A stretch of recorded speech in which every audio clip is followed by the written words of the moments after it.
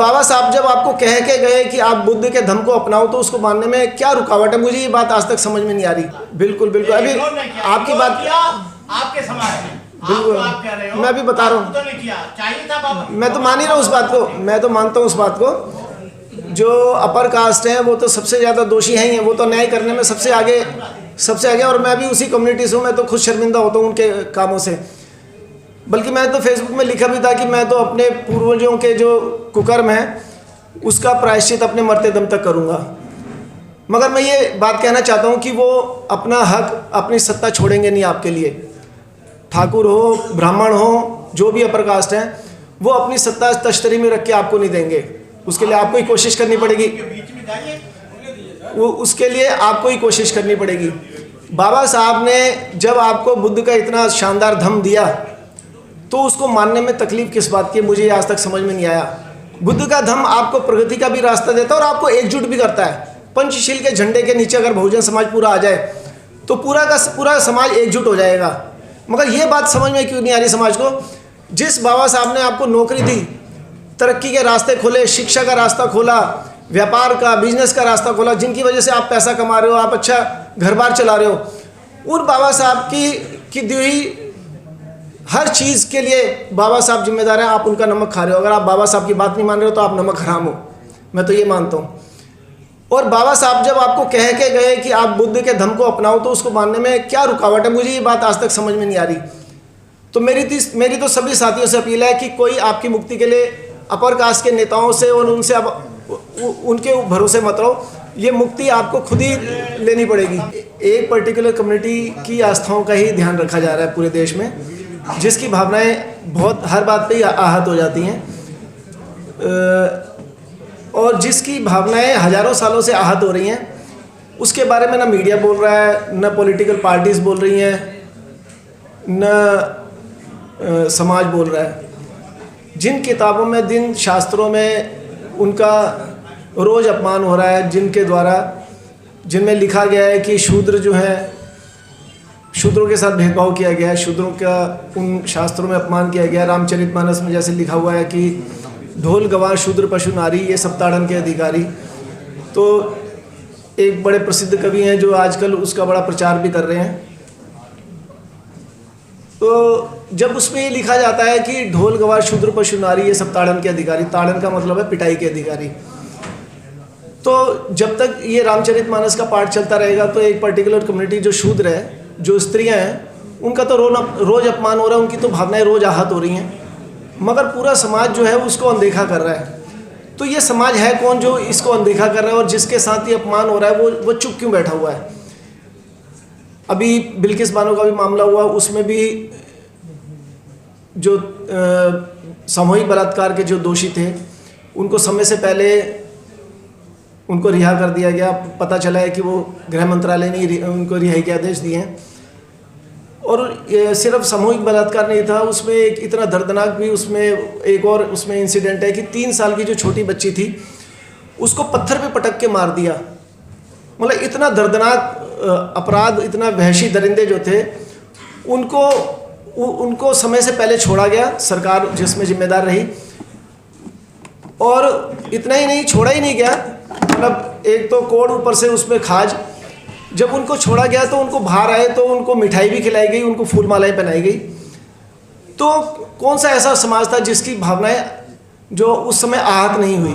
मुझे तो लगता है कि पूरा देश जो है, जो सभ्य समाज है, हर किसी की भावना आहत हो रही थी। मगर उनकी भावनाओं की कहीं कदर दिखाई नहीं दे रही थी, ना मीडिया में, ना पॉलिटिकल पार्टीज़ में। किसी ने उसके खिलाफ, किसी पॉलिटिकल पार्टी ने आवाज़ नहीं उठाई, किसी मीडिया ने आवाज़ नहीं उठाई। तो ये कौन सा समाज है आज के लिए जो 2014 से जो अभी शुरू हुआ है, जिसकी भावनाएं हर बात पे आहत हो जाती हैं? मंत्री राजेंद्र पाल गौतम जी ने 22 प्रतिज्ञाएं ली जो दिलवाने वाले थे राजरत्न अम्बेडकर। वो प्रतिज्ञाएं दिल्ली में ली गई और उसके पोस्टर लग गए गुजरात में। तो भावनाएं दिल्ली में आहत नहीं हुई, वहाँ गुजरात में आहत हो रही हैं। और जिनकी भावनाएं हजारों सालों से आहत हो रही हैं वो बेचारे चुप बैठे हुए हैं।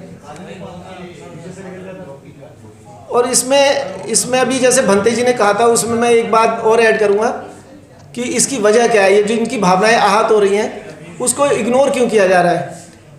इसमें सबसे ज़रूरी बात है कि जो भंती जी ने कही थी उसमें ऐड करूँगा, जिसका समाज कमज़ोर होता है उसका नेता भी कमज़ोर होता है। समाज तो कमज़ोर होता ही है, उसका नेता भी कमज़ोर होता है। जिसका समाज कमज़ोर होगा उसका नेता रिज़ाइन भी करेगा, जिसका समाज कमज़ोर होगा उसके मुद्दों की अनदेखी की जाएगी, जिसका समाज कमज़ोर होगा उसकी भावनाओं की भी अनदेखी की जाएगी। अब एक बड़ा इमोशनल हो जाते हैं लोग, हर फेसबुक वगैरह में हर जगह लिखते हैं कि 85%। मुझे ये सोच के बड़ा दुख होता है, लोग भावनाओं में बह के 85% तो बोल देते हैं, मगर हकीकत में 85% मुझे दिखाई नहीं देता। 85% में 50% लगभग तो ओबीसी है। मेरे ख्याल से आजकल वो जो धार्मिक जो उपद्रवी हैं उनमें सबसे ज़्यादा जो भागीदारी है लोगों का आरोप है, मेरे को तो ज़मीन पे मालूम नहीं है, उसमें झंडा बरदार सबसे ज़्यादा जो है वही समुदाय के ऊपर आरोप लगते हैं। दूसरे एससी जो 17% है वो कई जातियों उपजातियों में बटा हुआ है, उनमें आपस में रोटी बेटी का रिश्ता नहीं है। फिर एक समुदाय है एसटी, वो एसटी का तो मुद्दा ही अलग है, एसटी को तो कोई पूछ ही नहीं रहा। एसटी के मुद्दों की एससी को जानकारी नहीं है, और एससी के मुद्दों की ओबीसी को जानकारी नहीं, कि तीनों आपस में बिखरे हुए हैं। और खुद एससी समाज जो 17% है वो आपस में बिखरा हुआ है। तो जो समाज ही बिखरा हुआ है तो उसकी भावनाएं तो रोज ही आहत होंगी, उसकी भावनाओं की कौन कदर करेगा? तो इसके लिए जिम्मेदार कौन है? तो अपना सिक्का खोटा तो दूसरे को क्या दोष देना?